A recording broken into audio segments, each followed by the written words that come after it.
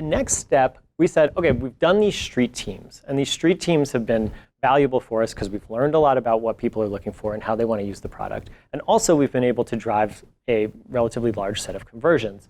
But these aren't going to scale. We can't build a whole business off the back of street teams. And so we went out and we thought, where can we replicate this? And what we found was, for us, it was boutique hotels. And so we started to talk to, we said, we're also travelers. Travelers are in these hotels. We talked to the hotels. And what we found was that the hotels, they don't want to pay a concierge anymore. Their budgets are too thin. They have really high cost pressure at the moment. But their TripAdvisor reviews are really hurting because of that. And they're getting a lot of pressure to have messaging interactions with their guests. And so we said, we can do that for you. We can provide that service. And in fact, we'll give it to you for free because in exchange, you guys are going to be our funnel of user acquisition. And the beauty of this is that they validated our legitimacy, so we had a high degree of trust with these users who are coming in. Moreover, and this is actually the most important thing for us, we knew a lot about that traveler the moment that they started interacting with our platform. So we knew if you were staying at a downtown rock and roll vintage hotel, and you ask, what should I do this evening? You're probably looking for something very different than somebody who's staying in a little inn in Sausalito with fireplaces in the rooms, right? And finally, the hotels were actually able to give us data on the users. So we can plug into systems that they already had existing. So this is a specific example to us, but there are a lot of ways that going that B2B2C route, whether you are especially in the early days, can allow you free sources of user acquisition. So whether you're a music company going to brick and mortar record shops and seeing if you can solve problems for them. Whether I know Amazon has done a great job bringing customers online. And then actually we found that if we pushed on that even more and take the traveler, once we are interacting with the traveler through the hotel, we found that the personal touch of the front office and the staff knowing what the service is and being able to tell the guests to use the service has a way higher conversion rate than just using their email lists to send out our emails, or putting collateral in the rooms, or putting collateral in the elevators, which at early days we thought, this will be great, we'll just plaster our stuff everywhere, people will buy things.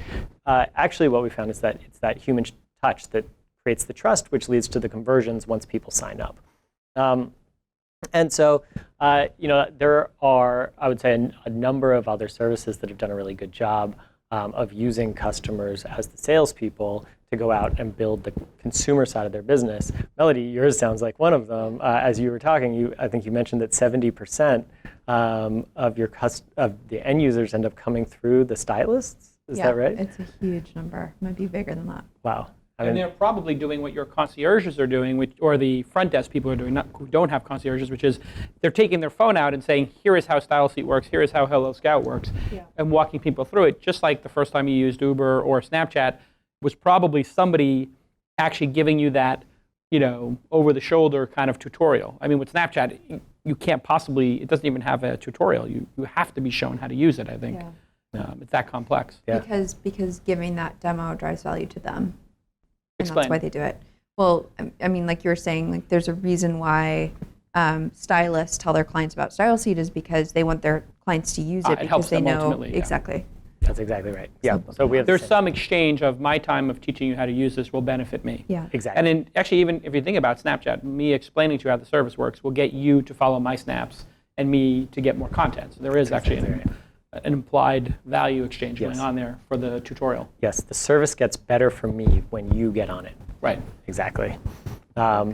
And I think, so a couple of other examples just to mention really fast is, I think Remind is a fantastic example of this. So Remind is a business that connects students and particularly the parents of students with teachers.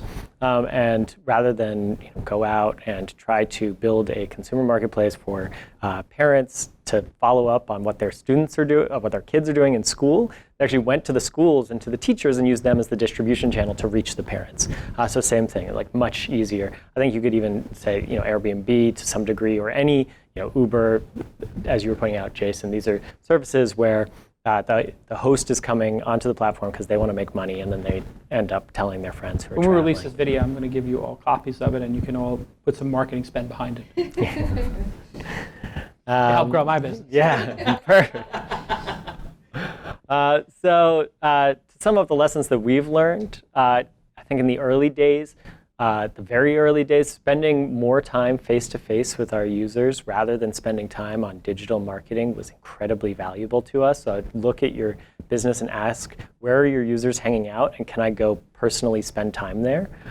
Secondly, are there opportunities to add value for people who already have that audience? So if all of those people are hanging out at boutique hotels, or you're trying to reach people who want to book stylists, go to the stylists. And then finally, testimonials are valuable on landing pages. I think there's a lot you can do with landing pages to give a sense of authenticity. But none of that compares to having a real person sit down and say, use this product. This product is really effective. It's gonna change your life. And that's where we've been able to really turn a corner. Let me just take a moment to thank our sponsor today, which is Braintree. They do mobile, they do billing, right? You just drop in a JavaScript code, and all of a sudden you can take any form of payment. All of the startups I invest in seem to use them, including, I think Uber was one of the early clients. And you can go to braintreepayments.com/twist to learn more. But mobile commerce is booming here and abroad, and it's 1/3 of U.S. commerce sales now. Singapore, Hong Kong, similar numbers. UK, 1/2 of e-commerce is mobile now. So people, when they're buying, are buying off of their phones. And whether your business is U.S.-based or expanding overseas, you want strong mobile. So some tips: make sure your biz looks great on small screens. Obviously, be optimized for the iPhone and Android phones. And whether that's a mobile optimized site or an app. So many people build their website and forget to make it mobile optimized. Build a smooth and simple checkout process. The fewer times a shopper has to click, the less likely they're abandon their cart, and that's obvious, but a lot of people still make their carts too hard to process. Accept local currencies. This is a big one. And know how people pay in different regions, because people want to pay the easiest way. And credit cards aren't everywhere. You got to offer some of the alternative payment methods to reach more customers. That's where Braintree comes involved. They are a global payments platform, and they have been powering mobile commerce from day one. The API really helps merchants deliver simple, efficient purchasing process for every consumer on every device. Like when Apple Pay came out, for example, they had it like the next day. Or they probably had it 100 days early because they were probably doing it so early. Braintree is just a great product. A lot of my startups use it. It's very easy for me to read this ad and tell you it's a good idea to visit braintreepayments.com/twist.